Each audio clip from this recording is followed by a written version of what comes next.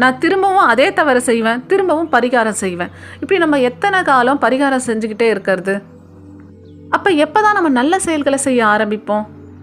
இந்த 2 கதை மூலயமா சொல்ல வரக்கூடிய தகவல், நம்ம விதைக்கிற விதை நல்லதாக இருந்தாலும் சரி, கெட்டதாக இருந்தாலும் சரி, அதனுடைய நேரடியான பலன் மட்டும் நமக்கு வராது, அதை சார்ந்த மறைமுக பலனும் வரும். நீங்கள் ஒரு நல்ல விஷயம் செஞ்சீங்கன்னா அதை சார்ந்த நிறைய நல்ல விஷயம், புண்ணியத்தோட பலனும் நீங்கள் தான் அனுபவிக்கணும். நீங்கள் ஒரு கெட்ட விஷயம் செஞ்சீங்கன்னா, பாவம் செஞ்சீங்கன்னா, அதை சார்ந்து மறைமுகமாக வரக்கூடிய ஒட்டுமொத்த பாவமும் நீங்கள் தான் அனுபவிக்கணும். நம்ம அன்போட, கருணையோட, நன்றியுணர்வோட இருக்கும்போது நம்மக்கிட்ட எந்த ஒரு கெட்ட எண்ணங்களும் தோன்றாது. என் அன்பு உறவுகளே, விதைத்தவன் உறங்கினாலும் விதைகள் உறங்காது.